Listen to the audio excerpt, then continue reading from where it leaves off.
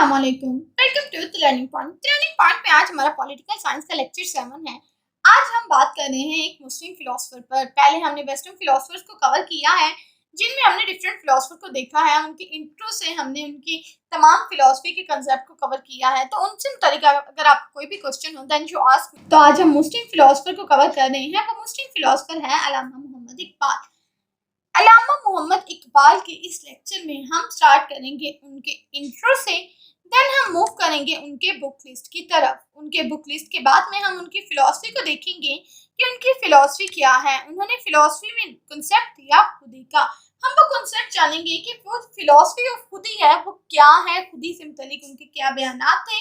Then उन्होंने concept दिया मिल्लत का। वो मिल्लत का कॉन्सेप्ट हम जानेंगे कि वो क्या है। लास्ट में हम बात करेंगे उन पे क्रिटिसिज्म के बारे में।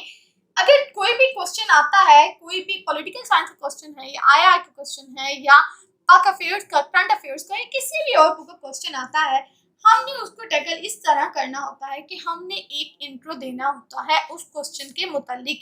तो इसलिए तमाम जो बेसिक नॉलेज है हम अपने लेक्चर में उस बेसिक नॉलेज को इंट्रोडक्शन का नाम देते हैं। देन हमने अपने क्वेश्चन को सॉल्व करना होता है। तो इसलिए जो बेसिक नॉलेज है वो लाजमी होना ज़रूरी है। देन ये जो बुक्स के नाम हैं हम इनको इसलिए डिस्कस करते हैं क्योंकि जो फेमस बुक्स हैं डिफरेंट फिलोसफर्स की, उनके मुतालिक एमसीक्यूज आते हैं। तो ये एमसीक्यूज के लिहाज से बहुत इंपॉर्टेंट है। तो इसलिए इनको देखना, इनकी डेट्स को देखना एक इम्पोर्टेंट चीज़ है। तो मूव करते हैं अपने लेक्चर की तरफ। बात करते हैं अल्लामा इकबाल के इंट्रो की। इकबाल के इंट्रो को हम स्टार्ट करते हैं उनकी पोइट्री से, जो कि सामने लिखी भी हुई है। खुदी को कर बुलंद इतना कि हर तकदीर से पहले खुदा बंदे से खुद पूछे बता तेरी रजा क्या है। तो ये था इकबाल का शेर, जिसमें उन्होंने अपना जो कंसेप्ट था खुदी का, अपनी जो फिलॉसफी थी खुदी की, उसके बारे में डिस्कस किया है।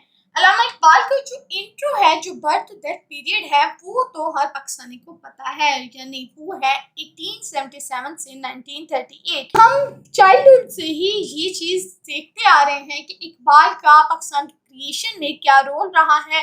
तो वो तमाम कॉन्सेप्ट हम अपने इस इंट्रो में यूज़ कर सकते हैं, लेकिन हमने इस इंट्रो को यूज़ करना है ब्रीफ बट शॉर्ट, यानी एक प्रिसाइज फॉर्म में हमने इस इंट्रो को लिखना होता है, जिसमें तमाम चीज़ें होनी भी चाहिए लेकिन इम्पोर्टेंट चीज़ें होनी चाहिए। जो एडिशनल चीज़ें होती हैं हम उनको माइनस कर देंगे। इकबाल एक मुस्लिम पोइट भी थे और फिलोसफर भी, जो कि एक बीइंग अ पाकिस्तानी प्राउड की बात है कि वो हमारे फिलोसफर थे और जिनकी शायरी और जिनकी फिलोसफी आज भी जानी जाती है, मानी जाती है। उनका क्या रोल रहा है पाकिस्तान के लिए, उनको इतनी इंपॉर्टेंस क्यों दी जाती है, उन्हें पॉइंट ऑफ ईस्ट क्यों कहा जाता है, उन्हें नेशनल पॉइंट का खिताब क्यों दिया जाता है। Iqbal was the first person जिन्होंने कंसेप्ट दिया था पाकिस्तान के बारे में, जिन्होंने पाकिस्तान की क्रिएशन के बारे में जो आइडिया है वो दिया था। इकबाल ने ही बताया था कि पाकिस्तान को क्रिएट करना चाहिए, ये उन्हीं का ड्रीम था, जिसकी वजह से इन्हें तनकीद का सामना भी करना पड़ा था। इसी आइडिया की वजह से, इसी ड्रीम की वजह से इकबाल को नेशनल पोइट का नाम दिया गया है, उन्हें पाकिस्तान का नेशनल पोइट कहा जाता है।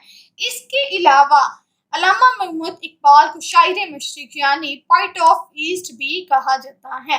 अल्लामा इकबाल ने जो कॉन्सेप्ट दिया था खुदी का, वो बहुत ही मशहूर हुआ था और इसके मुतालिक एक कोट यहाँ पे लिखी हुई है कि the ultimate aim of the ego is not to see something but to be something. इसका सिंपली मतलब ये है कि जो एम है खुदी का, जो मकसद है, वो ये नहीं है कि किसी चीज़ को देखा जाए, बल्कि ये है कि कुछ किया जाए, कुछ बना जाए, कुछ हुआ जाए। ये मकसद है। ये नहीं है कि सिर्फ दूसरों को ही देखा जाए, किसी चीज़ के बारे में ही देखा जाए, बल्कि उसको प्रैक्टिकल परफॉर्म करना इज द रियल कंसेप्ट। तो वही हम डिटेल में देखेंगे कि वो कंसेप्ट इन्होंने किस तरह दिया था। अब हम देखते हैं कि अल्लामा इकबाल ने जो इतनी बुक्स लिखी हैं, उनमें जो इम्पोर्टेंट बुक्स हैं वो कौन सी हैं। वैसे तो तमाम बुक्स बहुत इंपॉर्टेंट है, लेकिन हमारे पास कुछ एग्जाम्पल के लिए बुक्स मौजूद हैं, जो है बांगेदारा, बालेची प्रेम, ज़र्ब कलीम, जावेद नामा, क़याम मशरिक, ज़बूर अजम एंड कुलियत इकबाल। ये तमाम बुक्स बहुत इंपॉर्टेंट हैं और इन्हीं बुक्स में ही उन्होंने अपनी फिलॉसफी को थोड़ा थोड़ा बयान किया हुआ है।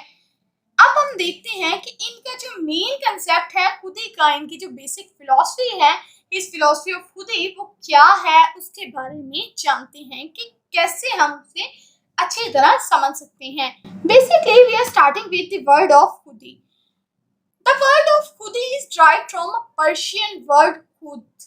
ये एक फारसी का लफ्ज खुद है, उससे बना है, जिसका मतलब है सेल्फ कॉन्शियसनेस। तो जो वर्ड खुदी है वो रेफर करता है सेल्फ कॉन्शियसनेस को, वो रेफर करता है ईगो को, वो रेफर करता है सेल्फ रिकॉग्नाइजेशन को, सेल्फ कंट्रोल को वो रेफर करता है। और यही चीज ही उन्होंने अपनी फिलॉसफी में बयान की है। उन्होंने कहा है कि खुद एक ह्यूमन बीइंग की इंडिविजुअल कैरेक्टरिस्टिक्स है, कि एक हर बंदे की इंडिविजुअली जो खुदी होती है वो यूनिक होती है। तमाम जो लोग हैं उनकी जो ईगो है, एक की ईगो दूसरी से चेंज होती है। खुदी रेफर करती है सेल्फ ईगो को, खुदी रेफर करती है सेल्फ कॉन्शियसनेस को। खुदी क्या है? वो एक कंटिन्यूस प्रोसेस है जो ह्यूमन की, मैन की इवोल्यूशन के साथ साथ चलता रहता है। ये एक स्ट्रॉन्ग बिलीव है, स्ट्रॉन्ग फैक्ट है जो मैन की इवोल्यूशन के साथ रहता है। इकबाल ने 3 स्टेजेस ऑफ खुदी प्रपोज की। उन्होंने बताया कि खुदी 3 जो स्टेजेस है वहां से गुजरती है। द फर्स्ट वन इज अतात यानी obedience. Obedience is the first stage of खुदी। द जो एक ह्यूमन है उसका जो फर्स्ट स्टेज है वो अटेन करता है ओबीडियंस को। देन वो मूव करता है सेल्फ कंट्रोल की तरफ, यानी ज़ब्ते नफ्स की तरफ वो मूव कर लेता है। ओबीडियंस अतात से ज़ब्ते नफ्स, एंड देन वो बन जाता है खलीफा खुदा का, अल्लाह का खलीफा बन जाता है, मैन एज अ खलीफा ऑफ गॉड। तो ये उन्होंने 3 स्टेजेस दी और उनसे 3 स्टेजेस से हम अंदाजा लगाते हैं कि उनका जो खुदी का कंसेप्ट है वो किस तरह उन्होंने बयान किया है। उन्होंने खुदी को एक प्रैक्टिकल वे के जरिए बताया है और वो कहा है कि खुदी एक रियल में एग्जिस्ट करने वाली चीज है। उनके जो खुदी के कैरेक्टरिस्टिक्स हैं वो भी यही कहते हैं, जो सेल्फ रिकॉग्नाइजेशन को अटेन करते हैं, जो एक सेल्फ होती है उसको रिकॉग्नाइज किया जाए, उसके बारे में जाना जाए। एक इंसान जब खुद को जान लेता है तो वो खुद को अटेन करना स्टार्ट कर देता है। तो इस तरह उन्होंने ये अपनी जो 3 स्टेजेस है वो अपनी फेमस पोइम असारे खुदी में बयान की। इसी कंसेप्ट पर ही, इसी फिलॉसफी ऑफ खुदी पर ही इन पे क्रिटिसिज्म भी किया गया। नेक्स्ट हम वो क्रिटिसिज्म भी देखेंगे कि किसने क्रिटिसिज्म इन पे किया, क्यों इनके इस कंसेप्ट को क्रिटिसाइज किया गया और इनका क्या रिस्पॉन्स था इसके मुतालिक। अब उनका एक और कंसेप्ट था जो था कंसेप्ट ऑफ मिल्लत। अब उन्होंने मिल्लत का क्या कंसेप्ट दिया, उनके मुतालिक मिल्लत क्या है, उन्होंने क्या कहा मिल्लत के बारे में, वो जानते हैं। ही सेड कि यूनिवर्सल जो कम्युनिटी ऑफ बिलीवर्स है, जो एक यूनिवर्सल कम्युनिटी ऑफ मुस्लिम है, वो मिल्लत कहलाती है।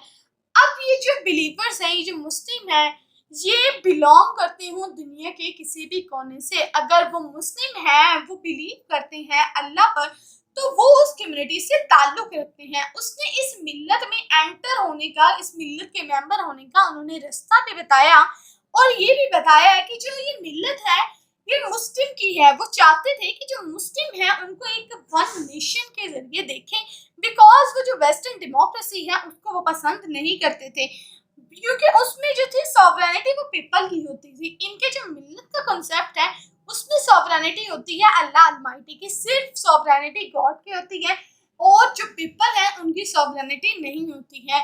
इनके जो मिल्लत थे इसमें तमाम लोगों को इक्वल राइट्स दिए जाते हैं, जो वुमेन्स हैं उनको भी उनके राइट दिए जाते हैं। जो लॉ मेकिंग होती है वो अच्छे तरीके से की जाती है, जो पार्लियामेंट के जरिए की जाती है।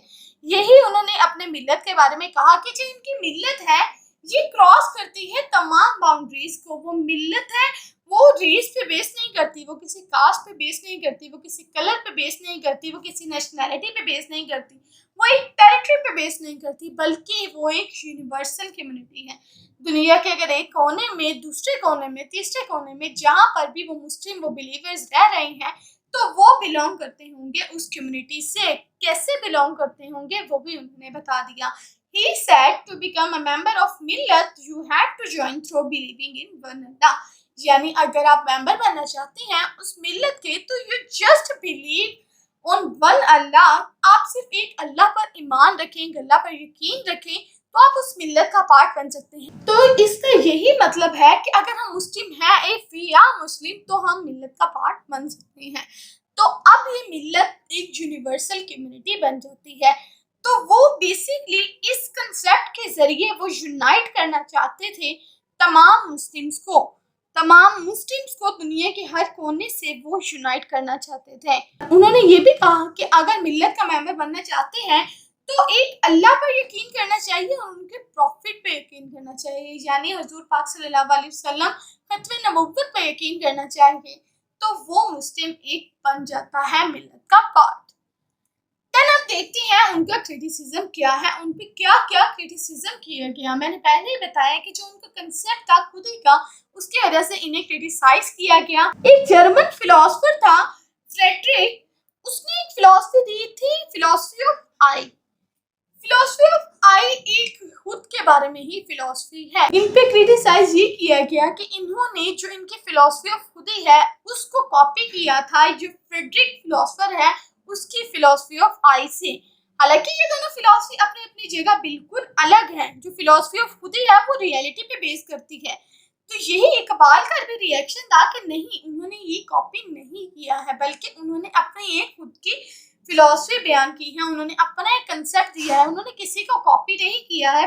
जो इकबाल का रिएक्शन भी था वो सेम था कि ही सेड कि जो फ्रेडरिक की फिलोसफी ऑफ आई थी वो तो रियलिटी पे बेस ही नहीं करती थी, बिकॉज जो खुद ही है वो रियलिटी पे बेस करती है, वो मुस्लिम्स की रियलिटी पे बेस करती है, वो हम अचीव कर सकते हैं, जबकि जो फिलोसफी ऑफ आई है वो एक फिक्शन है, वो रियलिटी नहीं है, हम कभी भी उसको अचीव नहीं कर सकते। देन एक और डिफरेंस उन्होंने बताया अपनी फिलोसफी और जो फ्रेडरिक है उसकी फिलोसफी ऑफ आई के बारे में। उन्होंने कहा कि जो फ्रेडरिक की फिलोसफी है वो ये है कि जो एक इंसान है उसकी जो खुद की जो सॉवरेनिटी है, जो उसकी खुद की सुपर पावर है, उसके मुतालिक ही वो बात कर रहा है।